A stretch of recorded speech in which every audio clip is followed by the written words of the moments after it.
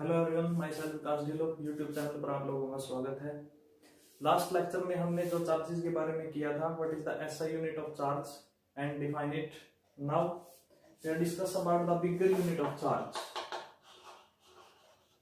Bigger unit of charge, अगर charge की हम बिगर यूनिट की बात करें तो वो 1 कूलम है। 1 coulomb is the bigger unit of charge. यहां से एक क्वेश्चन ये न्यूमेरिकल बनता है, मोस्ट इंपोर्टेंट न्यूमेरिकल है। हाउ मैनी चार्जेज, यहाँ पर चार्जेज भी पूछ सकता है, यहाँ पर इलेक्ट्रॉन भी बोल सकता है, यहाँ पर प्रोटॉन भी बोल सकता है। इन तीनों में से कुछ भी हो, मतलब एक ही है। हम क्यू की बात कर रहे हैं। हाउ मैनी चार्जेस या Q required to make 1 coulomb, कि 1 कूलम को बनाने के लिए हमें कितने नंबर ऑफ चार्जेस की जरूरत रहेगी 1 कूलम को बनाने के लिए। देखो, हमें पता है वो एक इलेक्ट्रॉन है, प्रोटॉन है, उसके ऊपर जो चार्ज रहता है वो 1.6 into 10⁻⁻19 coulomb. -19, clear to all. -19 मतलब कि ये वैल्यू 1 से तो कई लाख गुना छोटी है। अब हमें इतने कितने चार्जेस को ऐड करें कि 1 कूलम हो जाए। देखो, मैं आपको एक एग्जांपल देता हूं जिससे पॉइंट आपका और ज्यादा क्लियर हो जाएगा। जैसे मेरे पास कोई वैल्यू है 0.05, मेरे को रिजल्ट चाहिए 1। 0.05 वैल्यू है, मेरे को रिजल्ट चाहिए 1। तो मेरे पास दो तरीके हैं। पहला तरीका है कि ये 0.05 मैं तब तक ऐड करता रहूं जब तक कि मेरा रिजल्ट 1 ना आ जाए, क्लियर टू। और दूसरा तरीका मेरा ये है कि मैं 0.05 से 1 को डिवाइड कर दूं, that is 100 by 5 and that is a 20 times, यानी 0.05 को मैं 20 टाइम्स ऐड करूंगा तब जाकर वैल्यू 1 आती है। ठीक वैसे ही है कि मेरे पास एक वैल्यू है 1.6 इंटू 10⁻⁻19 कूलम। इसको कितने टाइम ऐड करूं मैं कि जो मेरी वैल्यू है वो 1 हो जाए। अब ये तो मेरे को पता है कि इसको 1 बनाने के लिए -19 टाइम तो कम से कम इसको ऐड करना पड़ेगा, बाकी वैल्यू जो रहेगी वो अलग से। अब इतनी बड़ी टर्म लिखना हमारे लिए पॉसिबल नहीं है, तो हम एक शॉर्ट मेथड है वो अप्लाई करते हैं, डिवीजन वाला। फर्स्ट एडिशन वाला होता है, सेकंड डिवीजन वाला। तो डिवीजन जो शॉर्टेस्ट मेथड रहेगा हमारा,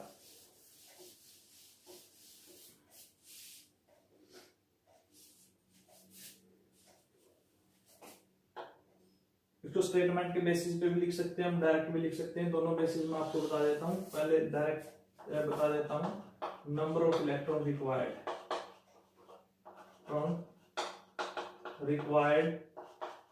to make 1 coulomb, that is 1 by 1.6 into 10⁻⁻19 coulomb. ये अपर में जाने के बाद पॉजिटिव हो जाएगी टर्म 1/6, तो इसको डिवाइड करने के बाद जो रिजल्ट आता है 10⁻28 अप्रोक्सीमेटली 18। इसकी कोई यूनिट नहीं रहेगी क्योंकि ये नंबर है, नंबर ऑफ इलेक्ट्रॉन। अदर जो स्टेटमेंट के बेसिस पर जो तरीका है उसमें हम ऐसे कर सकते हैं 1.6 into 10⁻⁻19 coulomb charge makes 1 electron, then 1 coulomb charge makes 1 by 1.6 into 10⁻⁻19। तो 10⁻+19 हो जाएगा, तो 1/6 6.25 into 10⁻18 number of electrons। Clear to all. Most important question है ये।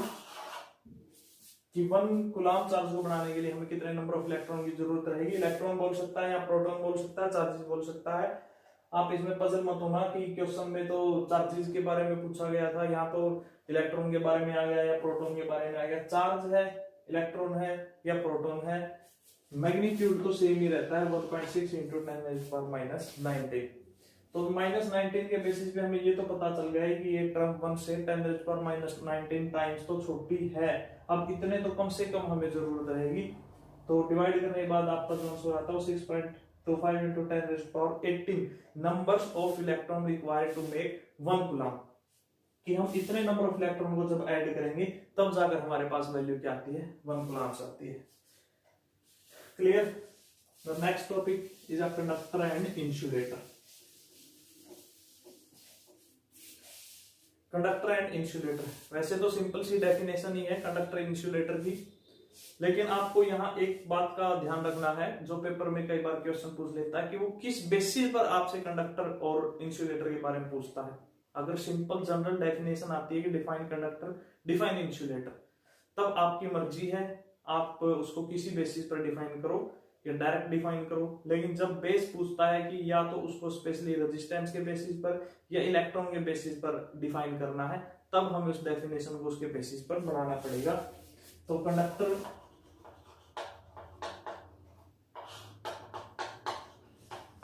those material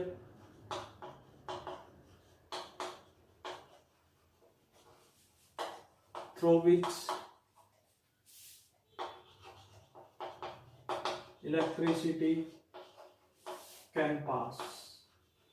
कंडक्टर वो है जिनके अंदर से इलेक्ट्रिसिटी पास हो सकती है, या इसकी अदर स्टेटमेंट भी आप डाल सकते हो, कंडक्टर आर दोज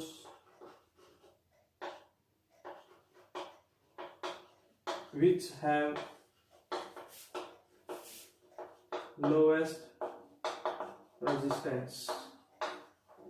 रेजिस्टेंस मतलब अपोज, जो चार्जेस के फ्लो का अपोज कम से कम करे। या और भी इसको डिफाइन कर सकते हो, conductor are those which have free electron, और conductor are those which allow charges to pass through them। ये कुछ डेफिनेशन है कंडक्टर से रिलेटेड। अगर सिर्फ डेफिनेशन आपसे पूछता है तो आप इनमें से कोई भी डेफिनेशन दे सकते हो। अगर स्पेशली वो पूछता है कि on the basis of resistance, तब आप ये डेफिनेशन लिखोगे। On the basis of electron, तब आप ये डेफिनेशन लिखोगे। क्लियर? अगर वो नहीं पूछता है कि आप रेजिस्टेंस के बेसिस पे बताओ या फ्री इलेक्ट्रॉन के बेसिस पे बताओ, तो आप इनमें से कोई भी डेफिनेशन डाल सकते हो। That is a conductor. Example के पूछता है तो all metals are conductor। Now the next insulator।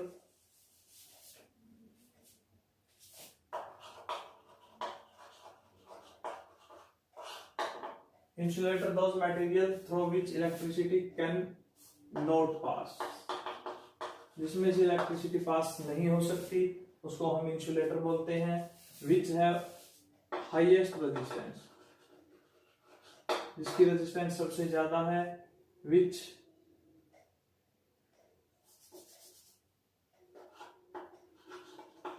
don't have free electron, जिसके पास फ्री इलेक्ट्रॉन नहीं है। Those which not allowed charges to pass through them, that are insulator। ये general definition है, but इसमें जो इंपॉर्टेंट क्वेश्चन बनता है वो ये बनता है, why are conductor called conductor और इंसुलेटर कॉल्ड इंसुलेटर, या what are the basis on which we differentiate conductor और इंसुलेटर। कि मैटर जो भी है हमारे आसपास, जितने भी मेटल है, नॉन मेटल्स है, वो सारे के सारे मैटर ही है, बट उनमें ऐसा क्या डिफरेंस है जो उनको कंडक्टर और इंसुलेटर की कैटेगरी में डिवाइड करता है। सॉलिड लिक्विड, देखो केमिस्ट्री में हम उनको डिवाइड करते हैं सभी मेटल्स को। फिजिकल क्वांटिटी भी आप बोल सकते हो, उनको सॉलिड लिक्विड और गैसेज में डिवाइड करते हैं। फिजिक्स में हम उन्हीं को डिवाइड कर रहे हैं कंडक्टर और इंसुलेटर में, यहाँ मेटल और मेटल और मेटलॉइड में भी डिवाइड कर सकते हैं। अब क्वेश्चन ये राइज हो गया कि ऐसा कौन सा बेसिस है जो उनको कंडक्टर या इंसुलेटर में डिवाइड करता है, या वो कंडक्टर है तो क्यों है, वो इंसुलेटर है तो क्यों है। That are the basis of free electron. उससे पहले मैं आपको एक एग्जांपल देता हूं जिससे टॉपिक और ज्यादा क्लियर हो जाएगा। ये मान लेते हैं हम एक फैमिली है, इस फैमिली में ये वो स्टूडेंट्स हैं जो जहां फैमिली रहती है वहीं पढ़ते हैं। ये कुछ एक बच्चा ऐसा है जो जहां वो रहते हैं उससे बाहर पढ़ता है। मान लीजिए हम बात करते हैं हिसार से, तो ये बच्चे हिसार ही पढ़ते हैं। ये हिसार से बाहर मान लीजिए कि कुरुक्षेत्र पढ़ते हैं। ये अबोर्ड में पढ़ते हैं। तो यहां पर जो सबसे ज्यादा पेरेंट्स से अफेक्टेड रहेंगे वो कौन से बच्चे रहेंगे, वो रहेंगे जो शहर के अंदर ही है। पेरेंट्स इनको रोज की रोज संभाल सकते हैं, इनकी पूरी देखभाल कर सकते हैं, बच्चा कहीं नहीं जा सकता।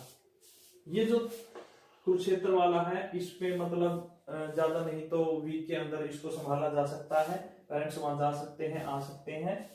और ये जो बाहर वाला है ये बिल्कुल फ्री है। क्यों? क्योंकि ना तो यहाँ पेरेंट्स जा सकते, जाएंगे भी तो कम से कम 1 ईयर 2 ईयर के बाद ही, मतलब यहाँ बच्चे के बिगड़ने के बहकावे में आने के चांसेस सबसे ज्यादा रहते हैं। Clear to all?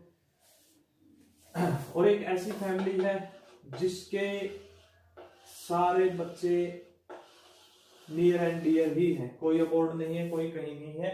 तो इस फैमिली में जो बच्चे के बिगड़ने के चांसेस बहुत ज्यादा हैं और इसमें बहुत कम है, या कहीं बाहर बहकने के चांसेस। मान लीजिए बाहर रहता है, कोई इसको बहकाना चाहे कि चला जा, वहां चलते हैं, यहाँ चलते हैं, वो आसानी से जा सकता है। मतलब ये कह सकते हैं कि हम ये जो बच्चे हैं वो इसके इफेक्ट में सबसे कम है। लेकिन यहाँ इस फैमिली में जो पास में ही रहते हैं, कहीं दूर नहीं गए हैं, तो सारे इफेक्ट में रहते हैं, कोई कहीं नहीं जा सकता। बाहर से अगर कोई बहकाने वाला भी आता है तो वो क्या करेंगे, पेरेंट्स उनको समझा बुझा के घर ही रख लेंगे। इसमें ऐसा नहीं है। तो ये ऐसा ही कंडक्टर और इंसुलेटर के साथ होता है। ये कंडक्टर की स्ट्रक्चर होती है, इसमें जो आउटर मोस्ट सेल के इलेक्ट्रॉन होते हैं वो फ्री होते हैं, मतलब वो न्यूक्लियस के इफेक्ट में नहीं होते हैं। अगर कहीं बाहर से उनको एनर्जी मिलती है तो वो इसको छोड़कर चले जाते हैं। लेकिन इस फैमिली में या कह लीजिए इस स्ट्रक्चर में ऐसा नहीं हो सकता, क्योंकि यहाँ इलेक्ट्रॉन, जितने भी सेल में इलेक्ट्रॉन हो वो न्यूक्लियस के साथ अच्छे से बाउंड है, वो कहीं नहीं जा सकते। तो ये तो स्ट्रॉन्गली बाउंड है। जिसमें इलेक्ट्रॉन नहीं है फ्री, और जिसमें फ्री नहीं है इलेक्ट्रॉन, तो उसको हम बोलते हैं इंसुलेटर। है ये भी मैटर है, ये भी मैटर है। बट इसकी स्ट्रक्चर उसकी स्ट्रक्चर में ये डिफरेंस है। यहाँ जो न्यूक्लियस का इफेक्ट है वो आउटर मोस्ट सेल तक कंप्लीटली है, इसका कोई भी इलेक्ट्रॉन फ्री नहीं है। अगर बाहर से एनर्जी मिलती है तो भी नहीं जा सकता, लेकिन यहाँ फ्री है इसलिए जा सकता है। इसलिए हम इसको क्या बोलते हैं, कंडक्टर। यहाँ कह सकते हैं हैज फ्री इलेक्ट्रॉन, इसके पास फ्री इलेक्ट्रॉन्स है, तभी ये कंडक्टर है और तभी इसके अंदर इलेक्ट्रिसिटी पास हो सकती है। अगर हम करंट की डेफिनेशन दें तो करंट है क्या, द फ्लो ऑफ इलेक्ट्रॉन्स। जब इलेक्ट्रॉन्स फ्लो करते हैं पर्टिकुलर डायरेक्शन में वही करंट है। तो जब इलेक्ट्रॉन यहां से फ्लो कर जाएंगे, फ्लो में ट्रांसफर होना, वो एक मैटर से दूसरे मैटर पर चले जाते हैं। हमने मेथड किया भी था रमिंग के बारे में। तो मेनली इसमें बेसिक यही पूछता है कि कंडक्टर 1 मार्क्स के अंदर आ सकता है कि कंडक्टर तो what makes the conductor conductor and what makes the insulator insulator. तो डिफरेंस आपको पता चल गया है कि insulator does not have a free electron because its nucleus its electron is the completely bounded by the nuclear force, but in this structure the electron is not completely bounded by the nuclei। यहाँ एक बात तो ध्यान में, केवल outer most shell के electron ही participate करते हैं या फ्री हो सकते हैं, जा सकते हैं, इनर मोस्ट के नहीं रहेंगे क्योंकि ये इसके इफेक्ट में कंप्लीटली है। क्लियर? तो ये हमारा इलेक्ट्रॉन्स कंडक्टर के बारे में स्टेटमेंट नाउ क्वेश्चन यहां से पूछ लेता है इलेक्ट्रिसिटी की टाइप। तो टाइप हमने दो पढ़ी है, one is the current electricity and the second one is a static electricity. हमने जैसे चैप्टर स्टार्ट किया था उसमें भी मैंने डिस्कस किया था इलेक्ट्रिसिटी टू टाइप की है, current mean the moving and static mean at rest. जो हमारे चैप्टर में है ये जो स्टैटिक इलेक्ट्रिसिटी है इसके बारे में आप +2 क्लास में पढ़ोगे, +2 क्लास जो फर्स्ट यूनिट है। और जो करंट इलेक्ट्रिसिटी है वो इस चैप्टर में हम डिस्क्राइब करेंगे, current electricity and its effect. Its effect देखो, जो करंट के इफेक्ट है ना, या जिसको नॉर्मल भाषा में करंट बोल देते हैं, एक्चुअल में कंप्लीट वो करंट इलेक्ट्रिसिटी है। इफेक्ट करंट इलेक्ट्रिसिटी के ही होते हैं, स्टैटिक के नहीं होते हैं। इफेक्ट कौन कौन से, जैसे chemical effect, heating effect, second one is the heating effect, and third one is magnetic effect. ये जो हीटिंग इफेक्ट और मैग्नेटिक इफेक्ट है वो तो हम इस सिलेबस के अंदर डिस्क्राइब करेंगे। जो केमिकल इफेक्ट है वो हायर क्लासेस के अंदर डिफाइन किया जाएगा। तो current electricity and static example अगर आप देना चाहते हो, electricity in the home is current electricity and the electricity on the objects like electricity during thunder clouding, that is the static electricity. Clear to all? That's enough for today. We have discussed today about conductor, insulator, what make the charge 1 coulomb and electricity. So tomorrow's topic will be the potential difference. Thanks.